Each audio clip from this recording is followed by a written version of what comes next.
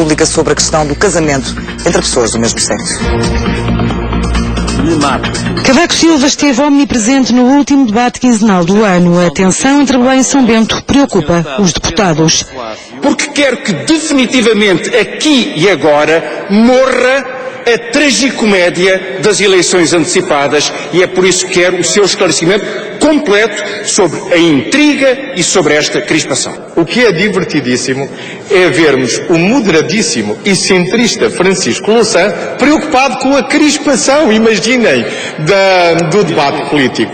Como se o nosso debate político alguma vez fosse mais radical do que aquele que é induzido pelas suas intervenções públicas. Nunca chegaremos aos seus calcanhares, Sr. Deputado. Mas o que eu não sabia era que o Sr. Deputado Francisco Louçã estava assim tão zeloso para ser porta-voz do Sr. Presidente da Assembleia da República na Assembleia da República. Porta-voz do Sr. Presidente da República na Assembleia da República.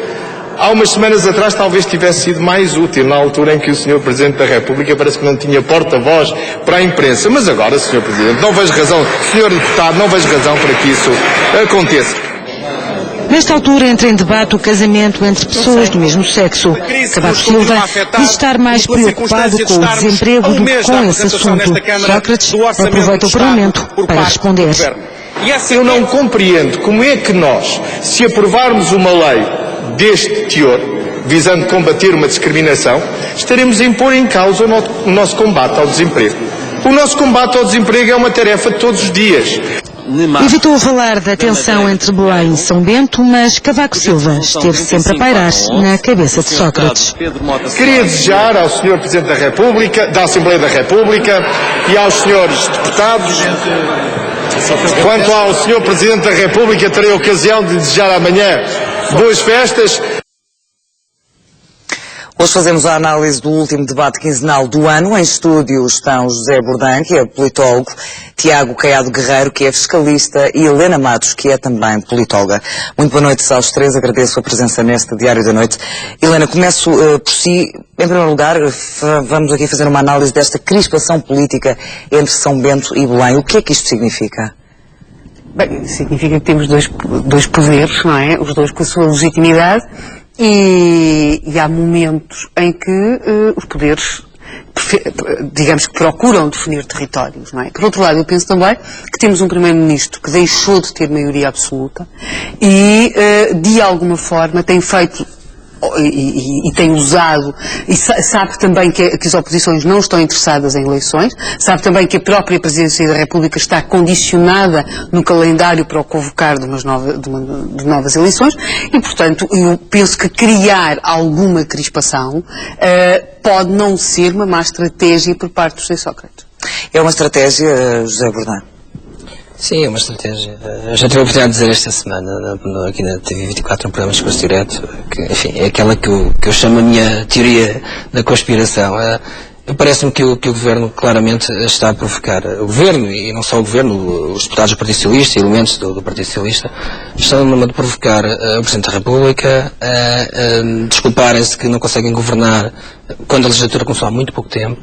Dá a sensação que estão a querer arranjar desculpas para o Governo se possa demitir daqui a poucos meses, antes que o PSD arranje uma liderança.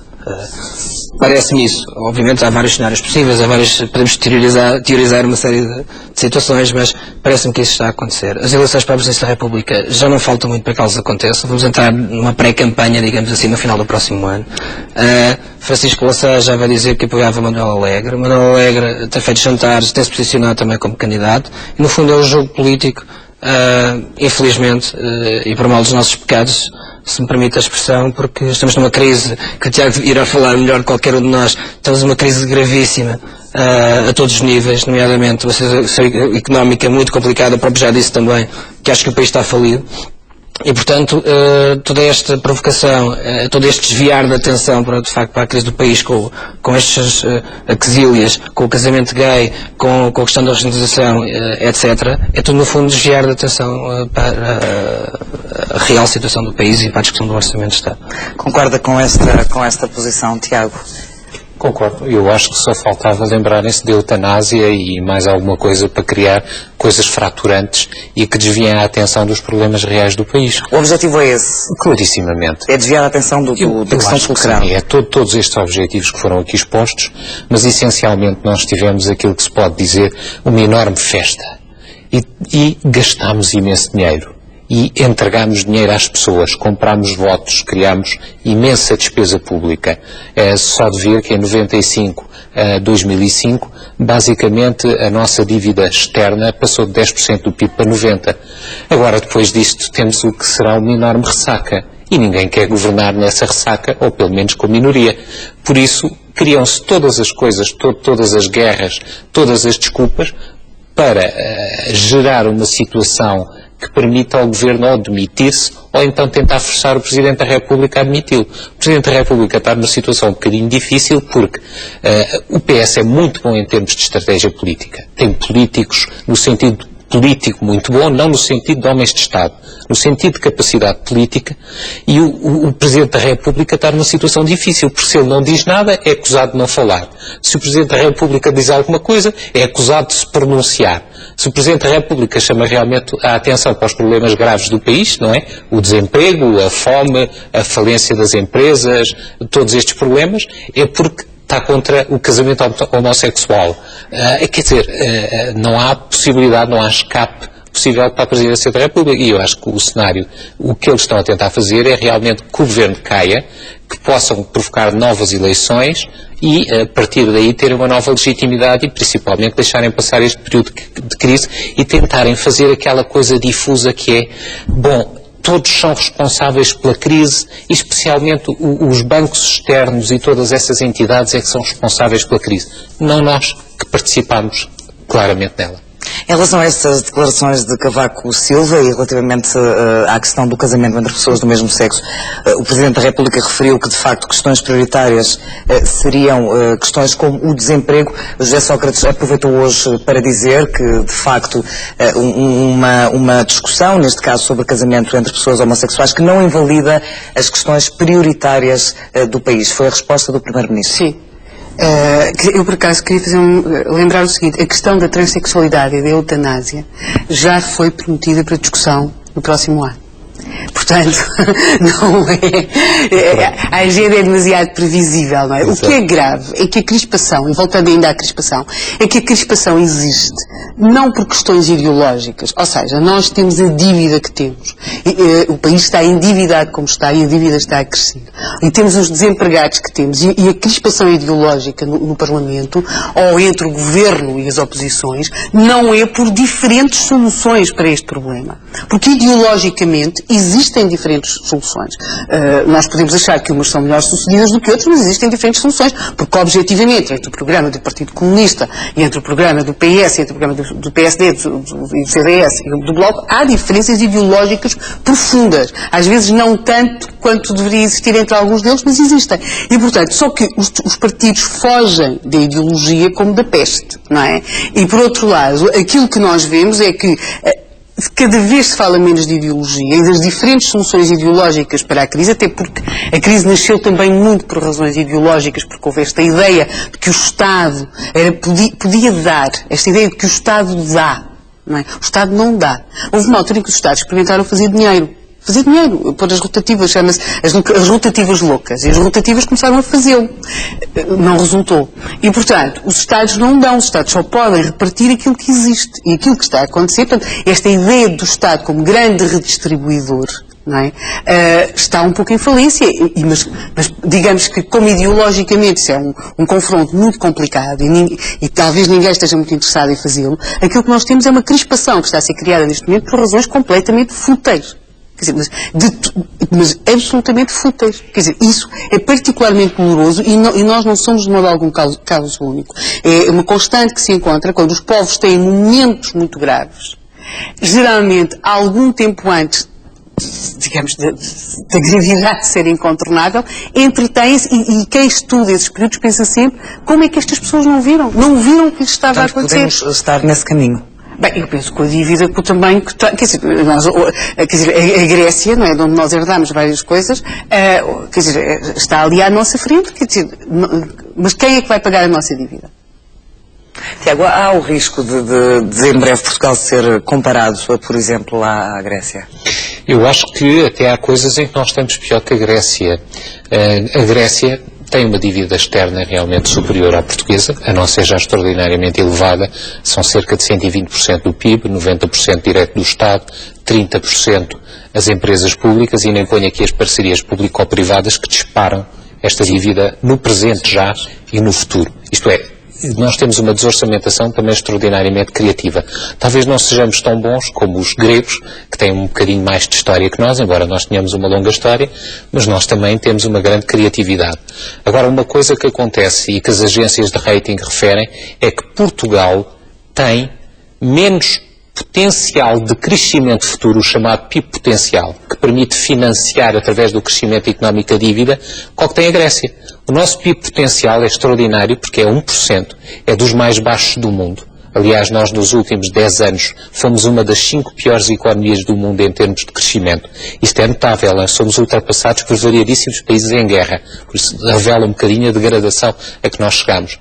Por isso, quando nós olhamos para as agências de rating e para a realidade, nós estamos muito perto dos gregos, porque as agências de rating, ao analisarem Portugal, veem todas estas coisas, nomeadamente a situação estrutural, a inexistência de reformas estruturais, a falta de qualidade do ensino, a justiça que não funciona, o desinteresse das pessoas em investirem.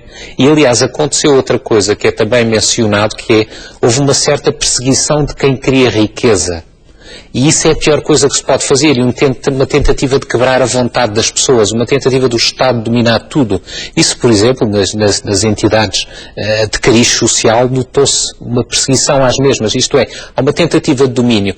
E quando se quebra a vontade das pessoas, que é uma coisa que tem acontecido, é a pior coisa que pode existir num Estado. Mas essa classe que criou a riqueza está a referir-se, nomeadamente, à classe média que tem sido prejudicada, ou que tem sido a fonte onde o Estado tem ido buscar alguns rendimentos? Classe média e pequenos empresários, porque nós temos duas realidades. O nosso país era constituído essencialmente por uma classe média que vai empobrecendo, e cerca de 92% do emprego deriva de pequenas e médias empresas. No entanto, o que nós temos protegido em Portugal são as grandes empresas incumbentes. Essas não precisam de proteção, porque elas são quase monopolistas no mercado. E o que acontece é que têm sido perseguidos quem cria riqueza, quem inova, quem desenvolve pequenas atividades, mas que não está à sombra do Estado. O que se tem desenvolvido nos últimos anos são as empresas que vivem à sombra do Estado. E nas obras públicas há algumas tão óbvias que nem vale a pena falar, e noutras áreas. Isso não cria riqueza. E não tem sido atacado. Tudo o resto, pela pressão fiscal, pela burocracia, pela regulamentação, tem sido atacado. Nomeadamente a classe média. Não esquecer, e é um dado interessante, nós em Portugal, quando falam os políticos que nós pagamos poucos impostos, não pagamos. Pagamos 165% relativamente à média da União Europeia. Somos o país que tem mais esforço fiscal dentro da União Europeia. A Dinamarca tem 90%, quando nos comparam. Porque isto tem a ver com o rendimento disponível, que fica a seguir dos impostos.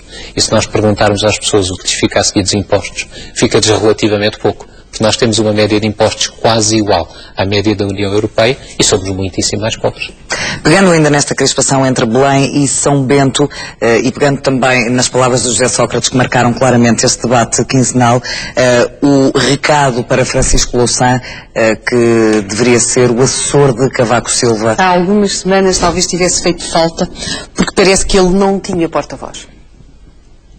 Como é que podemos analisar estas declarações do Primeiro-Ministro? Se o Primeiro-Ministro fosse de direita, chamava-se Berlusconi. Sejamos claros, Portugal tem uma...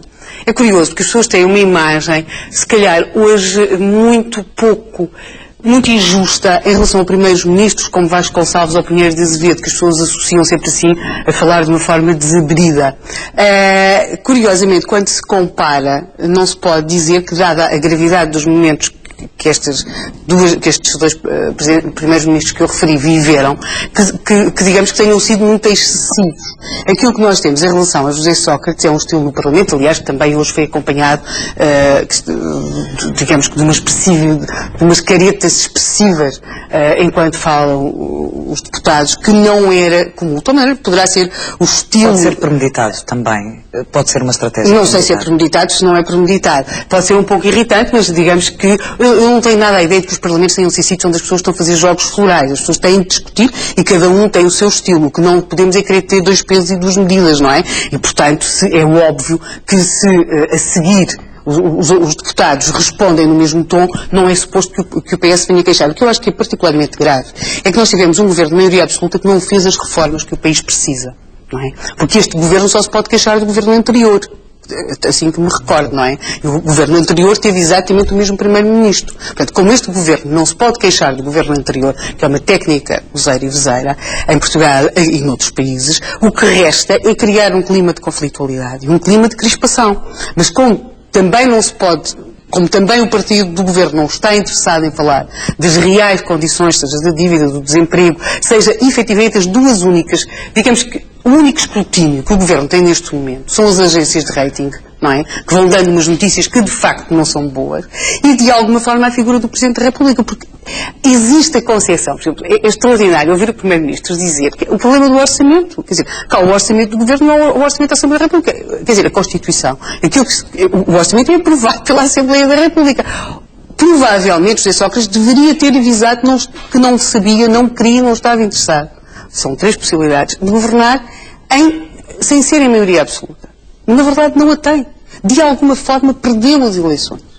Está convencido que as pode ganhar. E nesse aspecto eu penso que há um setor dos políticos do Partido Socialista que está muito ligado aos Açores e que tem servido, portanto, em todas as estratégias, geralmente os líderes são preservados, não é? José Sócrates, por acaso, expõe-se bastante. Mas, geralmente, e nesse aspecto, é muito avançado. Chega-se muito à frente. Mas, para dizer aquelas coisas mais complicadas, como seja falar de eleições antecipadas, visar diretamente o Presidente da República, há algumas pessoas que fazem isso. Quer dizer, isto vê-se, uma pessoa estuda assim umas coisas políticas durante 2 dias e sabe como é que estas coisas são feitas. E é curioso, nós temos encontrado, já neste mês de dezembro, Carlos César, que note-se, esteve no meio daquele que foi um dos maiores incidentes entre a Presidência da República e o Governo, a propósito dos Estatutos dos Açores, e Carlos César veio falar da possibilidade das eleições antecipadas, de existirem eleições antecipadas. Ricardo Rodrigues não só fala dessa possibilidade, como conclui que o Governo, que o Partido Socialista as pode ganhar com maioria absoluta. Não é? E, portanto... podem ser os principais interessados neste cenário de eleições antecipadas? Eu não sei se são os principais interessados. Sei que é certamente uma hipótese que questionaram. Pegando ainda nas palavras de José Sócrates, a verdade é que o comentário de José Sócrates caiu mal até à bancada socialista. A TVI sabe que muitos deputados ficaram incomodados e discordam totalmente do ataque que vários socialistas têm vindo a fazer ao Presidente da República. Ontem à tarde, na reunião da direção do grupo parlamentar, Sérgio Sousa Pinto e Ricardo Rodrigues foram mesmo questionados por causa das declarações. À noite, num jantar, José Sócrates fazia-lhes um elogio rasgado. O silêncio na bancada socialista ao ouvir José Sócrates a referir-se à ausência de porta-voz na Presidência da República foi espelho do mal-estar e do desconforto com que as palavras foram recebidas. Muitos deputados discordam frontalmente do ataque que está a ser feito a Cavaco Silva e o assunto foi mesmo discutido na direção do grupo parlamentar. A TVI sabe que segunda-feira à tarde, Francisco Assis e vários vice-presidentes questionaram a legitimidade de Ricardo Rodrigues e Sérgio Sousa Pinto, também vices da bancada, por terem feito declarações visando o Presidente, sem para tal terem sido mandatados pelo coletivo, e deixaram bem claro que haveria demissões se o método se voltasse a repetir. Divergências que só se agravaram com estas palavras de José Sócrates horas depois. Tenho que realçar o contributo que tem dado para a vitalidade do PS a direção do grupo parlamentar e, em particular, o Francisco Assis, o Ricardo Rodrigues e o Sérgio Sousa Pinto. Elogios que não agradaram e que foram entendidos por parte da bancada como caucionamento político dos 2 deputados. Francisco Assis, aliás, já se demarcou dos ataques a Cavaco. Neste momento o que o país não precisa é de polémicas artificiais e de conflitos institucionais. O país precisa de boas discussões sérias, travadas com dignidade, no Parlamento sobre os mais diversos temas. Agora, o que eu acho que é neste momento contraproducente é estarmos a criar conflitos institucionais e pela minha parte e pela parte do grupo parlamentar tudo faremos para evitar esses conflitos institucionais. O líder parlamentar não está sozinho. Entre os deputados do PS começa a instalar-se a ideia de que o confronto com o Presidente pode mesmo querer dizer que José Sócrates está a tentar provocar a queda do governo. José, caso para perguntar se essas palavras podem significar uma ruptura dentro do Partido Socialista. Talvez sim, talvez não. Vou explicar. Isto, como costuma dizer, é uma no cravo, outra na ferradura. Ou seja, o grupo parlamentar desmarca-se e imediatamente a seguir o Primeiro-Ministro diz o oposto.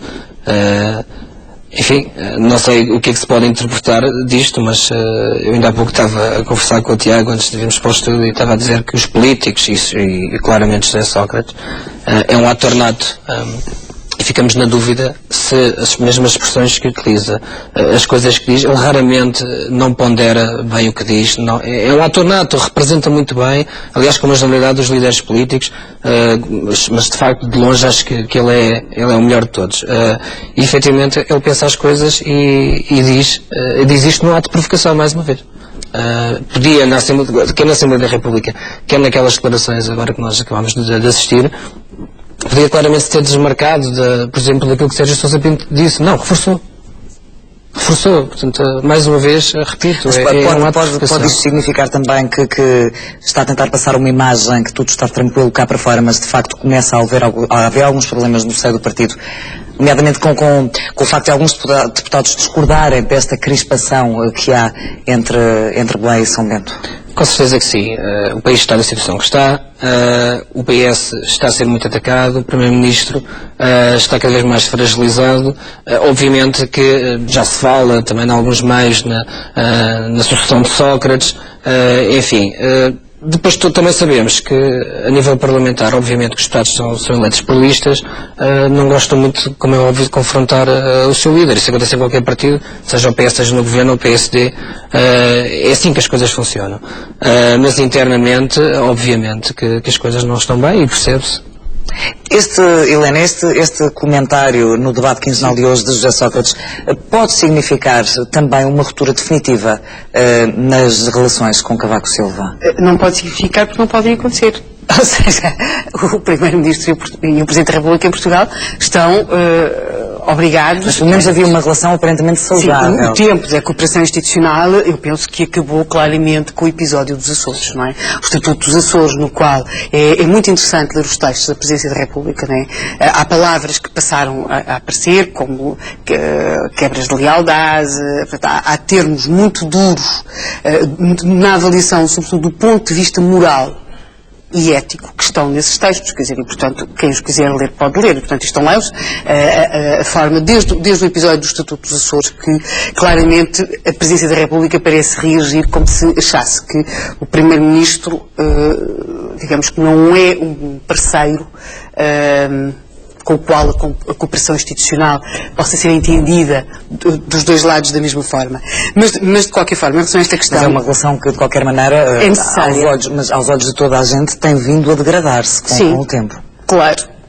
E penso que será mais ou menos inevitável, quer dizer, e isto, todos os Presidentes da República têm passado por estes períodos com os primeiros ministros, quer dizer, e não vejo que haja daí algum perigo para a democracia, quer dizer, faz parte da democracia. O que é complexo neste caso, e talvez José Sócrates, dadas algumas circunstâncias pessoais suas, tenha confrontado a classe política portuguesa e digamos que as instituições com circunstâncias novas. Ou seja, por exemplo, quando estava aqui a falar do Partido Socialista, o Partido Socialista era um partido que tinha uma vida interna conflituosa, viva, tendências, correntes, antagonistas dos líderes, e aquilo que nós temos neste momento é um grupo unipessoal, não é?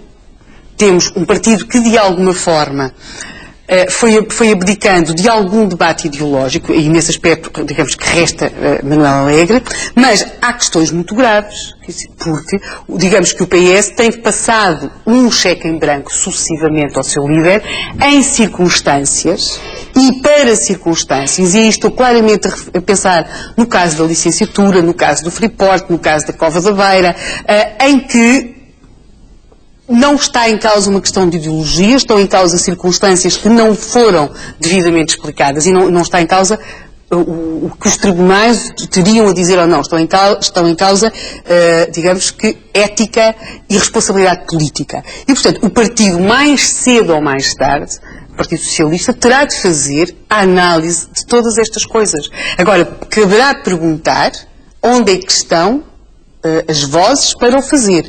Os partidos em Portugal não estão, estou a referir-me concretamente ao Partido Socialista e ao PSD, não estão no seu melhor momento. No PS, esse mau momento não se vê porque está no poder. Mas há por isso um partido cada vez mais fragilizado e uma oposição que não aproveita. Um partido ideologicamente fragilizado e refém de alguém que é Primeiro-Ministro.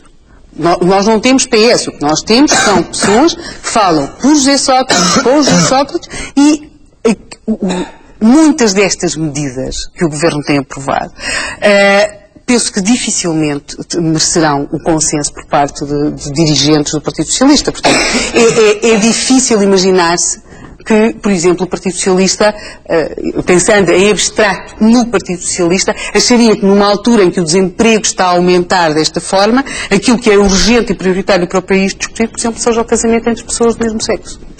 A questão da governabilidade esteve também em cima da mesa numa intervenção de Paulo Portas. O presidente do CDS perguntou a José Sócrates se o primeiro-ministro procura desculpas para não governar. Na resposta, Sócrates diz não ser possível governar quando a oposição se entende contra o PS. Paulo Portas pegou nas críticas que vários dirigentes socialistas têm feito nas últimas semanas a Cavaco Silva para colocar a questão que se tem ouvido nos corredores do Parlamento. Para além de dizer mal da oposição, agora diz mal do Presidente da República. Há 6 meses, se o Presidente da República promulgasse uma lei da Assembleia, era um herói. Se vetasse, era um dissidente. 6 meses envolvidos, se o Presidente promulgar uma lei da Assembleia, não é patriota. Se vetar uma lei da Assembleia, já é fixe. O Sr. Primeiro-Ministro está à procura de um pretexto para não governar. O Sr. Primeiro-Ministro está à procura de um pretexto para precipitar uma crise política que é de todo em todo inconveniente para o país na situação em que está. Não está na minha natureza nem fazer-me de vítima, nem procurar nenhum pretexto. Pelo contrário, Sr. Deputado, não é possível efetuar uma governação num momento tão delicado como aquele que vivemos, quando a oposição faz entendimentos entre si, recusando dialogar com o Partido Socialista com um único objetivo: obter popularidade fácil, eliminar impostos e fazer com que as contas públicas estejam numa situação de ameaça. Vossa Excelência não tem maioria absoluta, mas se dedica, nos últimos 3 meses, a chamar os piores nomes às forças políticas e aos partidos com quem precisa de chegar a um entendimento, a um acordo. Em matéria de maledicência, o senhor veja por si, na sua conduta. E a bancada do CDS, na ânsia do seu exibicionismo político para mostrar serviço, o senhor deputado não acha que teria sido melhor esperar pelo debate no orçamento para então discutirmos? Nem sufragou os ataques ao Presidente da República. Para usar a sua expressão, ora aí está, uma atitude com juízinho. Paulo Portas lembrou que das 2 propostas que o Governo apresentou no Parlamento, nenhuma foi chumbada pela oposição. Helena já disse há pouco que, de facto, o PS seria o principal e provavelmente o único interessado em que houvesse eleições antecipadas. Mas, José, pergunto-lhe se há ou não alguma dramatização à volta desta questão da governabilidade. Sim, há alguma dramatização, embora tenhamos que falar um bocadinho do sistema político em geral. Com os políticos portugueses e a forma como eles vivem a política, e por aquilo que se vê na Assembleia da República, é sempre um discurso de um diz uma coisa, o outro diz outra, no sentido de criticam-se, as expressões que usam, etc. por aí fora. Estamos aqui a falar de uma série de problemas que nada têm a ver com a governação do país. Portanto, mais uma vez, E dá-se muito espaço também em jornais e em televisões sobre estas matérias. É verdade, porque também não há mais nada para falar. Os políticos é isto que têm para nos dar, e isto para lhe responder desta forma, de duas formas. Uma que é claramente o nosso sistema político. Nós somos o único país na Europa a 27 que tem um governo de minoria. Faz-me confusão, enquanto cidadão. Não ver, por exemplo, a forma como as pessoas estão nas últimas eleições, em que há claramente uma maioria de esquerda, porque é que o PS não se entende, ou por hipótese com o CDS-PP. Claramente não é a postura deste Primeiro-Ministro, nem deste Partido Socialista, formar uma maioria. Quer forçosamente, como se tem visto, provocar, desculpabilizar-se, provavelmente para ir para eleições antecipadas, tentando novamente uma maioria absoluta, porque não consegue chegar a consensos. O nosso sistema eleitoral não facilita a criação de maiorias, mas também não é dos piores. Aliás, é dos mais profissionais da Europa e do mundo. Vou-lhe dar o exemplo da Holanda, que tem um círculo nacional único, que é um sistema altamente proporcional, e muitas das vezes temos governos com 3 partidos. Nem sequer são 2 partidos. Chegamos a ter governos com 3 partidos. Tem a ver com a cultura do povo. Acho que em Portugal é praticamente impossível. Porque os políticos estão mais interessados, de facto, nas guerras partidárias, neste tipo de vocabulário, e não estão tão preocupados com o interesse, não põem o interesse nacional à frente do interesse pessoal e do interesse partidário. Esta é que é a grande realidade. Agora, falando também no sistema político em geral e na questão da governabilidade, e talvez agora pondo isto um bocadinho de parte e esquecendo um bocadinho esta questão que estamos a viver, o que é facto é que, da forma como o sistema político está montado, a Assembleia da República com os poderes que tem, o Governo com os poderes que tem, ainda tendo um Presidente, não é fácil governar. Eu já fiz, inclusive, um exercício, um artigo de opinião em que comparo, eu próprio também tenho uma proposta de alteração do sistema eleitoral, não é isso que eu quero falar, mas nela eu faço a comparação entre o sistema político e a forma de governar de uma empresa. O Tiago provavelmente até me compreenderá melhor desse ponto de vista.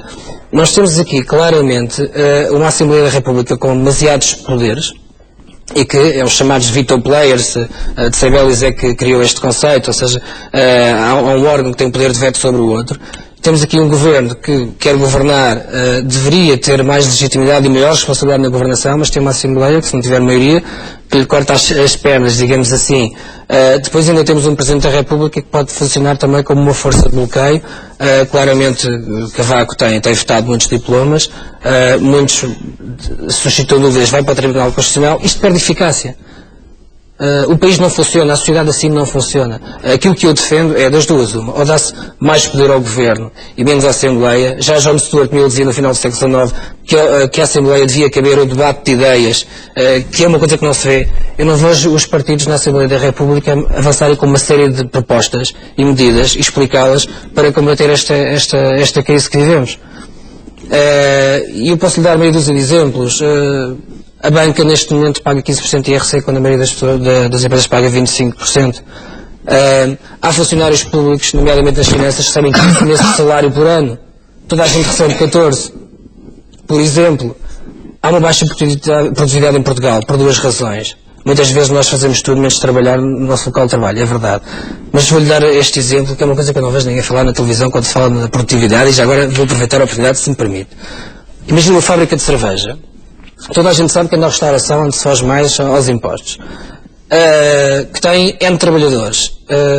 Quando nas estatísticas oficiais entra a produtividade daqueles trabalhadores e quando para um restaurante ou para um café saem 10 barris de cerveja e faturaram-se 3 ou 4, as estatísticas da produtividade do país vão pelo cano abaixo. Ou seja, não há produtividade, porque aqueles trabalhadores que produziram 10 barris, afinal, nas estatísticas foram só 3 ou 4. E depois, isto para chegar a esta questão também, economia paralela. Estima-se que é 20 e tal %. Eu não sei, eu não tenho números, é muito difícil calcular, mas para aquilo que eu olho à minha volta e vejo no meu dia-a-dia, se calhar é 50 ou 60. É terrível, a fuga ao fisco, devia ser punido leis severas, com pena de prisão para quem faz ao fisco. Acho que é um crime contra a pátria fugir-se ao fisco. Não é possível, o Tiago me corrija se estes dados estão errados, 64% das empresas não pagam IRC e 56% dos particulares não pagam IRS. Andam 1/3 do país a sustentar 2/3, é impossível. É impossível. Já lá vamos, porque assim. há de facto uma notícia que diz, para além de toda esta crispação entre partidos, que diz diretamente respeito aos portugueses. José Sócrates garante que baixar impostos na atual conjuntura é colocar Portugal em sério risco. Num debate em que o tema central foi a crise, o PSD acusou o governo de estar a lançar o país para o sobreendividamento com obras como o TGV. Não se pode ir mais além, diz o Primeiro-Ministro, mesmo a dizer que o Governo não vai baixar impostos. Não podemos ir mais além.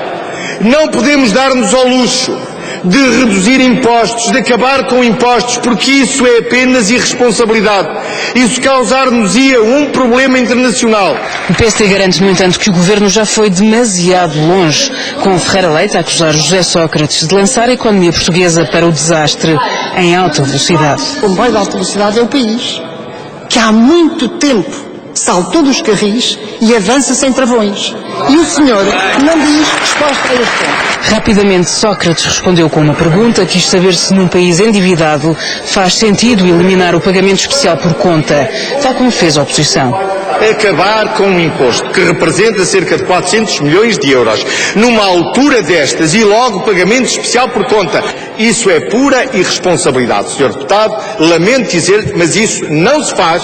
Prefiro 100 vezes que o pagamento especial por conta seja substancialmente reduzido e que as empresas consigam manter emprego, manter a elaboração, manter as encomendas, em vez de terem a pressão fiscal altíssima que têm de suportar hoje, do que, porventura, continuarmos com o mesmo sistema em relação às portagens. A julgar pela troca de acusações não se adivinha fácil a discussão do próximo Orçamento do Estado, com José Sócrates a sublinhar que espera uma negociação responsável. Tiago, uma pergunta inevitável. José Sócrates disse que baixar impostos não é possível, mas há quem possa prever que vai mesmo ter que subi-los. É um cenário possível? É um cenário provavelmente totalmente necessário. Porquê? Porque não só a situação das finanças públicas é muito má. Nós temos um déficit que o Estado, mais o resto das coisas que não estão realmente no orçamento, provavelmente andará por volta dos 12,5%, que é absolutamente insustentável, e perspectivas de crescimento económico baixíssimas ou nulas. Por isso, e temos um governo que ainda por cima o que quer é gastar mais. E mais, e mais, e mais. Quer fazer autoestradas ao lado de autoestradas, quer fazer TGV para sítios que sabe que não são viáveis, que são menos que 300 km, quer fazer TGV para sítios, eles, por exemplo, diziam num estudo que esperavam que fosse que 7 milhões de pessoas utilizassem o TGV para Madrid, só se for todos para fugirem do país durante um ano, não é? Por isso, quer dizer, e todas estas despesas o que nos estão a fazer é nós estamos à beira do precipício e estamos a dar o salto lá para baixo. É preciso ter consciência de que é isso que se está a fazer. Foi precisamente uma das questões de Manuela Ferreira Leite que perguntou a José Sócrates quem vai pagar estes investimentos públicos. O Primeiro-Ministro garante que numa relação entre custo-benefício que eles são positivos para o país, mas ficou por responder essa questão. Quem é que vai pagar estes investimentos e estas obras públicas? Nós. E isso é que é terrível. Nós vamos ter 20 ou 30 pessoas e empresas que beneficiam disto. Setores da construção, alguns muito definidos. E certas pessoas que vão fazer enormes fortunas com isto e já estão a fazer. E nós, quase numa certa escravatura, vamos pagar isso no futuro. Mas vamos pagar de uma forma que nem nós nunca pensámos. Porque isto não vai ser aumentar o IVA para 22%. Isto vai ser aumentar o IVA, se calhar, para 28%. Vai ser aumentar o IRS de forma exponencial, vai ser aumentar os impostos sobre os combustíveis, os impostos, criar impostos como há sugestões, impostos sobre o café, impostos sobre uma data de realidades que nós nem pensamos que seja possível criar impostos sobre elas. Aumentar os impostos, por exemplo, de selo, que é sobre os juros, quando nós pagamos do empréstimo da casa, é aumentar todos os impostos, porque isto é tão grande, este déficit, que para financiar isto, o aumento de impostos tem que ser brutal. E o que nós devíamos estar a ver e ter uma política é como um bocadinho o que fez a Irlanda, que é, vamos encarar isto de frente, está bem, subimos um bocadinho os impostos, mas vamos essencialmente cortar radicalmente a despesa pública. Cortar radicalmente a despesa pública. E o que nós vimos ainda é o contrário. Vamos aumentar radicalmente a despesa pública e os ônus para o futuro. As agências de rating e mesmo os investidores, depois começamos a ver fenómenos que estão todos ligados à economia e que nós por vezes temos alguma dificuldade em pensar, que é, Portugal está a ser vendido aos poucos. Agora mais depressa. Porquê? Um país sobreendividado, as empresas não têm capacidade de manter as suas empresas. Os bancos não têm capacidade de as financiar. E o país não tem capacidade de reagir. A Simpor vai ser vendida e tudo o resto vai ser vendido. Nós estamos em leilão. O país está em leilão posterior. E se nós formos, por exemplo, quando uma empresa deve muito a um banco, o banco é dono da empresa. No caso específico da Simpor, que é uma das maiores empresas do país, o Estado perde o controle dessa empresa. O que é que isso significa em termos económicos? Isso significa principalmente que a empresa com maior internacionalização do país, mais presente noutros mercados, com sucesso, e que pode levar também outras empresas a exteriorizarem-se e desenvolverem-se para o exterior, vai cair nas mãos de um estrangeiro e passa a ser gerida, o centro de decisão deixa de ser nacional e passa a ser exterior. E nós vimos nesta crise que é negativo para a economia do país. Absolutamente negativo. E quando é preciso cortar, ou é preciso fazer qualquer operação que não interessa especialmente fazer no país de origem, eles fazem nos outros. Isto é, nós começamos a perder, de certa forma, a nossa independência nacional. Já estamos a perder para os nossos credores. Os nossos credores mandam em nós. Mas José Sócrates garantiu que não tinha conhecimento, ou que o Governo não interferiu nesta OPA da empresa brasileira. Interferiu totalmente. Ao criar um endividamento tão elevado, ao fazer com que os bancos não tenham crédito, porque quando ele lança estas obras, os bancos têm que emprestar para estas obras serem feitas. Não podem emprestar às PMEs, não podem emprestar a estas empresas. E os bancos adoram estas obras públicas. Porquê? Em vez de terem de trabalhar com 50 mil PMEs numa obra, trabalham só com uma entidade e a dívida de Estado totalmente garantida. Por isso, quando o Governo se põe do lado deste tipo de operações que interessam aos bancos e que interessam a certo tipo de instituições, toda a gente quer correr, nem que seja para o precipício, porque isto beneficia um número muito seleto de pessoas. E é isso que os portugueses ainda não perceberam.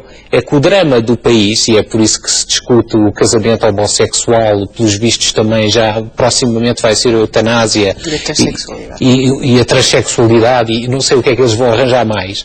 Para eles realmente isto não é um problema, para os políticos é um problema para todos nós portugueses. Agora nós todos temos um grande problema em termos políticos assim, porque os impostos é uma transferência dos nossos bens forçada para o Estado e nós cada vez temos menos em troca.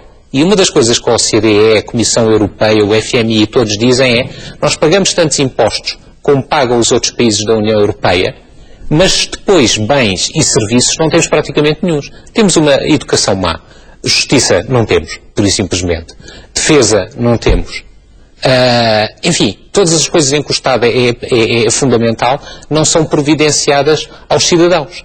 Por isso, muitos impostos, poucos bens públicos e, ainda por cima, uma irresponsabilidade muito grande na gestão do país numa situação tão grave. E eu creio que há aqui também um dado a ter em conta e que aconteceu... que se acentuou particularmente com este Governo e que foi, digamos que, o Estado parceiro de negócio e que levou à transformação, por exemplo, da Caixa Geral de Depósitos e do BCP, não é? Aliás, essa questão chegou a ser hoje aflorada na Assembleia da República. E, portanto, o que nós temos, e isto é algo que tem vindo a ser repetido, é a Caixa Geral de Depósitos e o BCP a financiarem obras e investimentos que, se não fosse a sua governamentalização, não faria. É preciso recordar que até ao anterior governo de José Sócrates, a Caixa Geral de Depósitos geralmente tinha à sua frente uma pessoa geralmente mais próxima do outro partido da oposição, não é? Geralmente mais próxima, e mantinha um certo grau de independência face às decisões do governo. Não quer dizer que fosse uma independência total, mas mantinha um certo grau de independência. Aquilo a que assistimos, sobretudo com o Santos Ferreira, depois com tudo aquilo que acontece em relação ao BCP, não é? E Armando Vara. Portanto,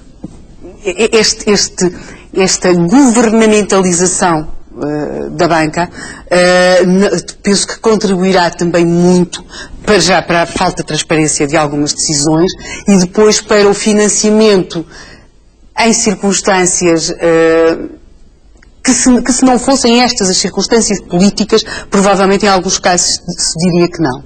E é preciso, quer dizer, basicamente aquilo que é importante é que se perceba que no fim disto a conta só vai ser paga por umas pessoas, que são os portugueses. Não há ninguém mais. Faz sentido então a acusação de Manuela Ferreira Leite, que hoje dizia que, quanto ao caso do BPP, que o Governo nada fez, mas quando foi o caso do BCP, que o Governo fez a sua intervenção rapidamente. O VPN interviu rapidamente e injetou lá todos aqueles 1.000 milhões de euros que nós sabemos. Eu queria voltar só ligeiramente atrás para fazer a ponto para aquilo que vai acontecer brevemente, que não tarda, estamos a vender também a Caixa de Depósitos das empresas. O Tiago falou há pouco da questão estratégica das empresas do país. Vendemos algumas empresas na área de energia, a Galp, não é? Produção da EDP. Ou seja, empresas que dão lucro e muito bom lucro ao Estado, vendeu-se. Eu acho isto dos maiores atos criminosos que se pode cometer neste país. É a minha opinião pessoal. É criminoso e quem fez isto devia ser altamente responsabilizado. Inclusive judicialmente, em minha opinião. Eleitoralmente, não, as pessoas continuam a votar e a agradecer todos estes crimes de lesa pátria. E voltando à questão deu-se a renda monopolista aos privados. Deu-se a renda monopolista aos privados. Exatamente. Eu tenho um gráfico muito interessante que revela que nos preços nos últimos 10 anos dos bens das áreas onde há concorrência subiu cerca de 7%. Destas áreas onde não há concorrência, que são a energia elétrica, isto da rede elétrica nacional, a Galp, etc., subiram 30 e não sei quantos %. 5 vezes mais. Isto é, nós trabalhamos agora para entregar esse dinheiro a privados e em vez de haver concorrência, porque a ideia era haver concorrência, passou-se a renda monopolista. Até temos uma autoridade de defesa da concorrência que serviu de porta-voz a avisar antes do aumento do preço dos combustíveis que ele iria ser aumentado e que havia uma justificação para isso nos preços internacionais.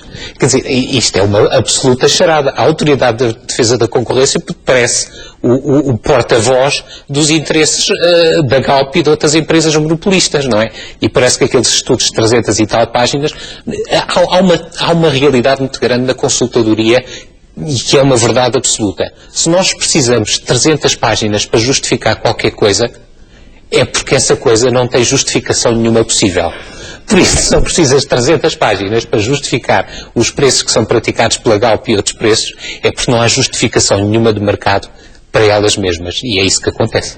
Já só terminar o seu raciocínio antes de passarmos ao próximo tema. Um dos setores mais estratégicos do país é precisamente a questão energética. Nós devíamos estar a discutir o nuclear, porque mesmo as energias alternativas não poluentes não chegam para os nossos consumos. Todos os dias se ouve falar, e já vou concluir o raciocínio porque isto tem a ver, todos os dias ouvimos falar que os países cada vez necessitam de um maior consumo energético, não se falar de ninguém em redução energética. Eu próprio já dei uma ideia também aqui na TV 24, que é porque é que não se proíbe, e isto pouparia milhões ao país em termos de importação de petróleo e de carvão, que é onde resulta grande parte da eletricidade que consumimos, porque não proibir os reclames luminosos estarem ligados a noite inteira, que não serve rigorosamente para nada, isto multiplicado, vão ver que dão milhões. Mas, enfim, ia falar na questão da Ferreira Leite e na discussão que se tem de ter feito relativamente ao TGV e aos grandes investimentos públicos. Nós somos um país muito pobre, com um comportamento de país rico.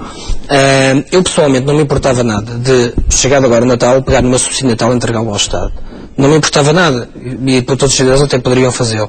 Eu acho que as pessoas até eram capazes de aderir a esta medida, ajudava a melhorar as contas públicas. Mas 65% da parte dos governantes, eles são de facto pessoas sinceras e que procuram defender os interesses do país, mas nós vemos exatamente o oposto. Se houvesse contrapartidas. Se houvesse contrapartidas, não há. No caso do TGV, também já tive a oportunidade de dizer isto várias vezes, comparo-me com os países nórdicos, precisamente os mais ricos do mundo. Noruega, Dinamarca, Suécia. Nenhum destes países tem TGV. E os territórios deles são 5 vezes maiores que os nossos. Mas eles estão no centro da Europa. Não estão. É para ligar Portugal ao centro da Europa. Então, mas aqueles países também não estão no centro da Europa. E ainda para mais, fazer um TGV que chega ali à fronteira com a Espanha, bom, vamos trocar de comboio, porque a bitola não é a mesma e, portanto, lá se vai a rapidez de chegar ao centro da Europa. Não se pode insistir nestes projetos. Até porque, só para concluir, empresas que dão lucro, empresas do Estado que dão lucro, vendem-se aos amigos, para eles ganharem muito dinheiro. E nós ficamos com as empresas que estão prejuízo, nomeadamente no setor dos transportes. E o TGV, claramente, vai ser um prejuízo brutal para o Estado. Parcerias público-privadas. é melhor do que colocar dinheiro no banco, inclusive em offshores, porque rendem muito mais. Eu faço um investimento e depois tenho um rendimento brutal ao longo dos anos, quando faço uma autoestradas, por exemplo, sem portagens com os parcerias público-privadas têm uma coisa maravilhosa em Portugal. Eu adorava participar numa parceria público-privada. É porque tem um preço garantido.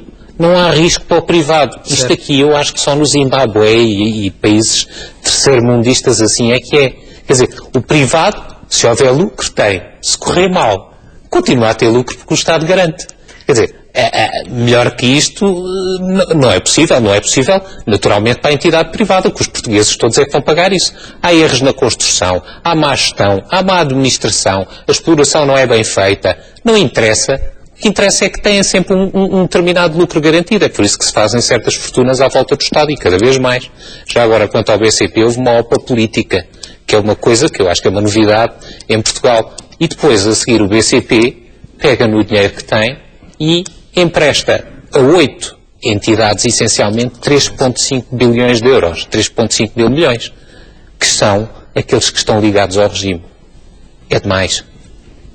A verdade é que o déficit do Estado aumentou 112% num ano, um valor que chegava para pagar o projeto de alta velocidade e o novo aeroporto de Lisboa.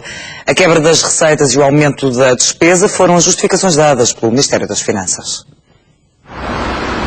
O déficit orçamental do Estado mais que duplicou nos primeiros 11 meses do ano. O buraco das contas públicas ultrapassa já os 13 mil milhões de euros, um valor que chegava para pagar o TGV e o novo aeroporto. O Ministério das Finanças refere que esta variação é explicada em 72% pela redução da receita e em 28% pelo aumento da despesa. Do lado das receitas, o efeito da recessão económica é evidente. As receitas de IVA caíram 19,4%, as de IRS 4,6% e as de IRC deslizaram 25%. Tudo somado, as receitas dos impostos caíram 14,2%. Do lado das despesas, houve um aumento de 4,6%. O Ministério das Finanças esclarece que a evolução dos gastos públicos está dentro da margem de segurança. O controle dos gastos foi complementado com o baixo nível de execução do plano anticrise. Até novembro foram aplicadas apenas metade das verbas destinadas a combater os efeitos da recessão. Já nas contas da Segurança Social, o saldo caiu quase para metade. Houve um aumento significativo dos gastos com subsídios e abonos. Por exemplo, a despesa com subsídios de desemprego aumentou 30% e a despesa com o complemento solidário para idosos subiu 115%. Tiago, o buraco das contas públicas ultrapassa já os 13 milhões. O Ministério das Finanças garante que os gastos estão dentro da margem de segurança. Os portugueses confiam nisto ou têm motivos para estar assustados? Da margem de segurança do quê? Só se for a margem de segurança, pessoalmente, das fortunas pessoais de algumas pessoas do governo ou de outras quaisquer, porque da margem de segurança do país não é. De tal maneira não é que as agências todas internacionais estão-nos a dar notas negativas e a dizer que se nós não invertermos imediatamente o caminho que estamos a fazer, vamos cair no abismo e vamos ter um default. E se tivermos um default, acontece-nos o mesmo um bocadinho que a Argentina. O nosso PIB cai 10 ou 15% no ano e no ano seguinte se calhar cai 5 ou 7%. E há um empobrecimento geral do país enorme. E vêm outras coisas atrás que nós nos esquecemos. Nós já tivemos defaults no passado, poucos, mas tivemos. Que é, os funcionários públicos não vão receber os seus salários. Os hospitais não vão ter dinheiro para pagar as contas e não vão ter medicamentos. Quer dizer, isto é muito mais grave do que se pensa. E só em Portugal, porque eu não sei, parece que há uma espécie de gás que funciona e que esmaga o raciocínio intelectual das pessoas, é que não se vê a nossa situação e a gravidade em que ela está. Porque do exterior, quando nós falamos com bancos e instituições internacionais, eu lido com várias, a questão é se nós vamos cair ou não vamos cair.